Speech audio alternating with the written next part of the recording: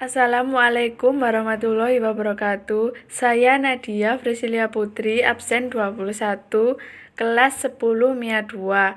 Saya akan menjelaskan tentang siklus daur karbon. Yang pertama, CO2 karbon dioksida yang berada di atmosfer berasal dari berbagai macam sumber, salah satunya dari erupsi gunung berapi, kebakaran hutan, respirasi makhluk hidup, dan bahan bakar fosil.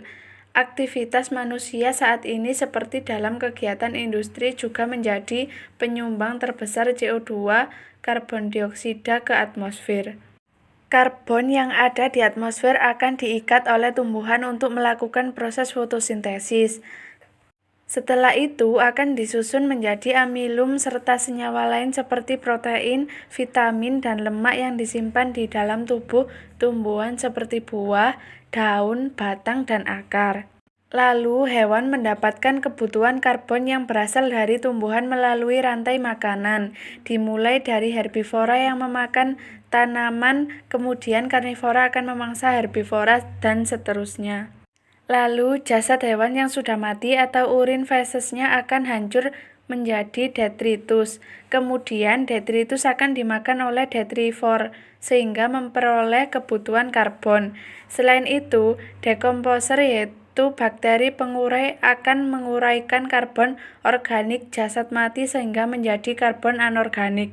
Selanjutnya, diketahui pada siklus karbon daratan, proses pengubahan CO2 menjadi karbohidrat dan pelepasan oksigen dilakukan oleh tumbuhan darat. Namun di daerah perairan ini dilakukan oleh organisme-organisme fotoautotrof perairan, contohnya seperti fitoplankton, ganggang, dan lain-lain. Lalu ketika proses fotosintesis dan respirasi maka akan membentuk dasar unsur siklus karbon. Mereka tidak akan mendapatkan zat yang dibutuhkan. Maka karbon dioksida dilepaskan serta bagaimana bahan bakar fosil ini terbentuk. Siklus karbon juga bisa terjadi melalui tahapan singkat ketika tanaman hijau mati. Biasanya karbohidrat akan diuraikan oleh jamur atau bakteri. Jamur serta bakteri akan menjalani respirasi kemudian akan memungkinkan mereka untuk melepaskan karbon kembali ke atmosfer sebagai karbon dioksida. Sebagian besar batu bara terbentuk sekitar 300 juta tahun yang lalu dari sisa-sisa pohon dan vegetasi lainnya. Sisa-sisa ini terperangkap di dasar rawa yang merupakan salah satu lingkungan yang sangat asam, hangat, serta sedikit oksigen sehingga tertumpuk lapisan demi lapisan dan menciptakan material padat yang disebut gambut.